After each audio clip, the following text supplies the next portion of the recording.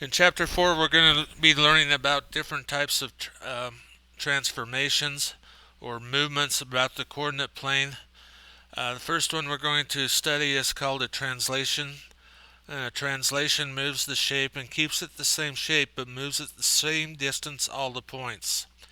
And that distance is going to be called a vector. A vector is a quantity that has both direction and magnitude or size.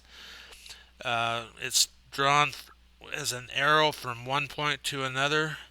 Um, so what we're going to do is we're going to write this in component form, which is the change in x, or the x value movement, and the y value movement written as a coordinate pair. So if I look at this from J, I go over 3 units, so my x value is going to be 3. My k value goes up 4, so it's going to be a positive 4. So let's put that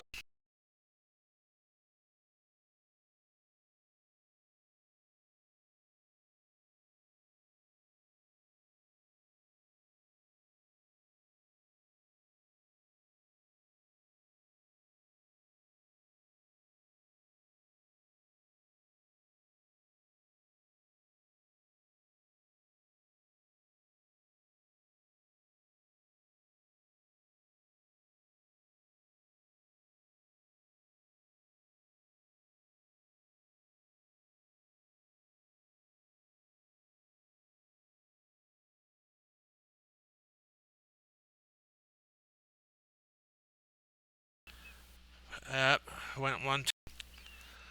So we're going to translate a figure with the vector 5 and -1. So first off, I didn't leave myself enough room on the graph or make my graph big enough, so I'm going to have this point is going to go right out into here. This point's going to be 5 over, and it's going to be 1 down. And this point's going to be 5 over, which is going to be here, and down 1, which is going to be there. And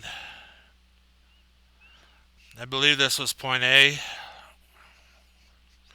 point B, point C, making this A prime, B prime, and C prime. So just recognizing that movement's negative. The first movement is either right or left. If it's positive, it's going to go to the right. Negative to the left. Second movement is up or down. If it's positive, it goes up. Negative, it goes down. So now we want to write the rule for how this changed.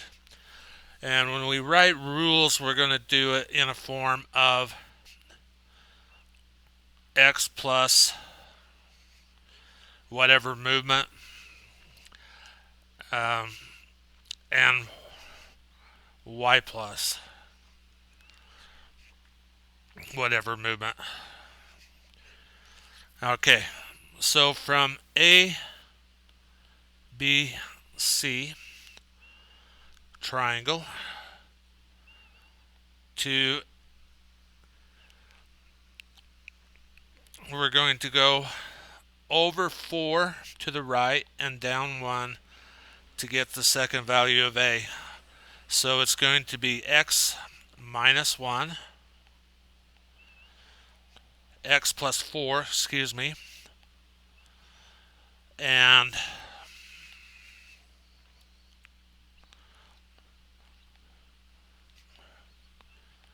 y minus 1.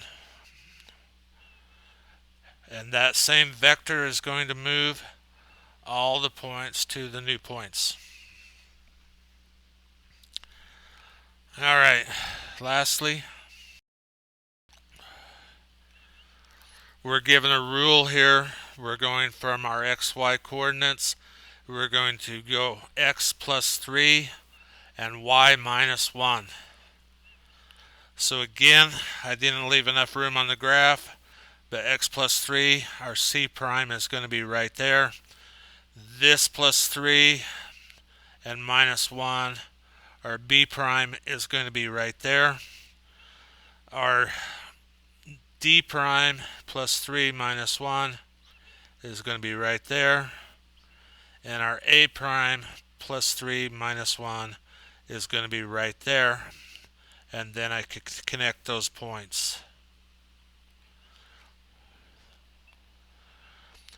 When you do this assignment in Edulastic, you actually are going to be using some interactive tools that'll draw straighter lines than what I can do on this.